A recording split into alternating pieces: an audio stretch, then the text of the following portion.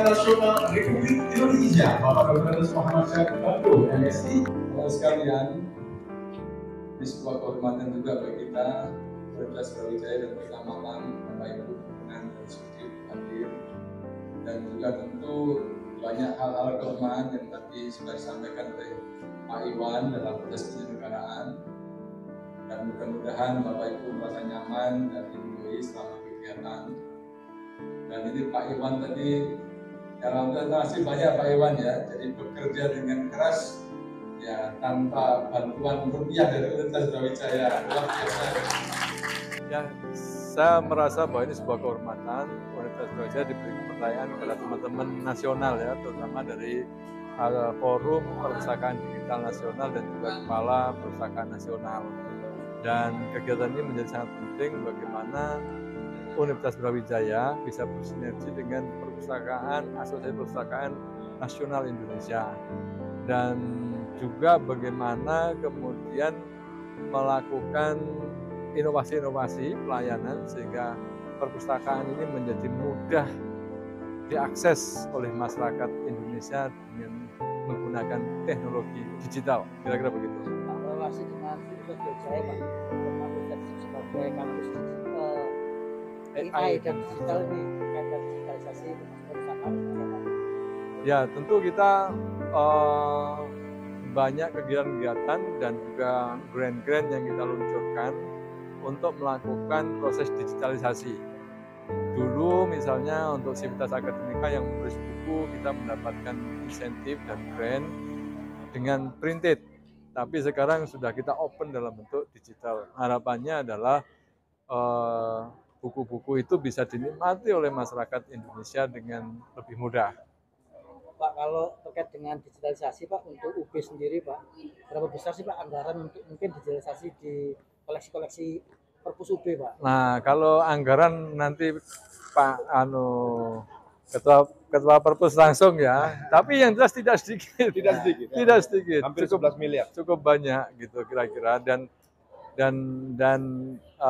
tidak hanya proses langganan digital, tetapi kita juga ada effort untuk melakukan digitalisasi apa yang kita miliki, karya-karya dari dosen, baik dalam bentuk buku maupun jurnal-jurnal, kira-kira begitu. Pak, terakhir Pak, tadi kan pelaksanaan konferensi ke-14 ini kan di luar ekspektasi Pak, mencapai lebih dari target, kemudian ada 20 paper yang akan ditampilkan di luar habit kebiasaan.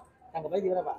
Ya, ini adalah kerja keras dari panitia ya, Pak Kepala Perpustakaan, bagaimana menghimpun jejaring nasionalnya, dan antusiasme cukup bagus, ya, dihadiri hampir 600, mungkin lebih dari 600 orang, dan ini menunjukkan kepercayaan juga teman-teman dari seluruh Indonesia kepada perpustakaan dan Universitas Brawijaya.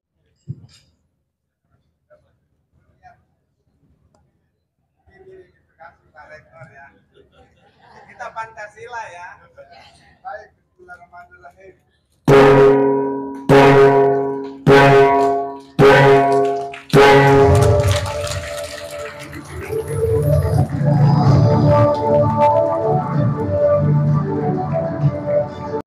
Perpustakaan Nasional dengan pengurus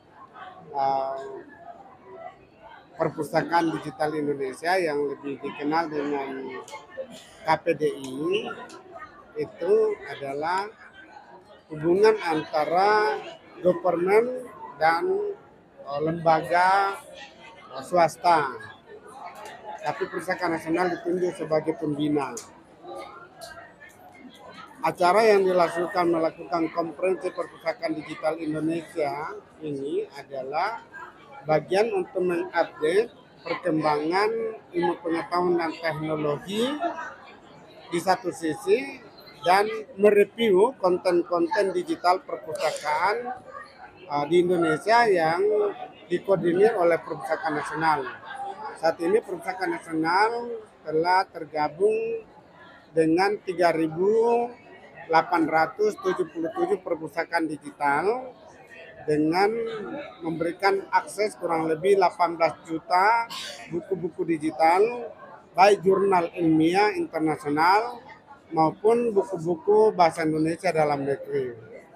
Tugas pustakawan di seluruh dunia sama saja, hanya satu, yaitu mengumpulkan ilmu pengetahuan yang berserakan, kemudian dikemas dalam bentuk diseminasi informasi, lalu kemudian di-share kepada siapa yang berkepentingan dan memerlukan, diberikan fasilitas.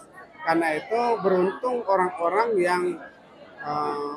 profesional yang menjadi mitra perpustakaan, karena dia akan terus mendapatkan update dan pelayanan pengetahuan terbaru tanpa harus bersusah payah mengumpulkan banyak buku.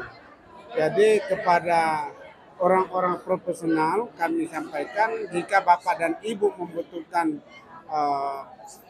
makalah, jurnal, atau karya-karya ilmiah dengan memerlukan banyak daftar referensi, cukup telepon kepada Perpustakaan Nasional atau perusahaan mitra kami di perguruan-perguruan tinggi yang terdiri dari 3.877 itu.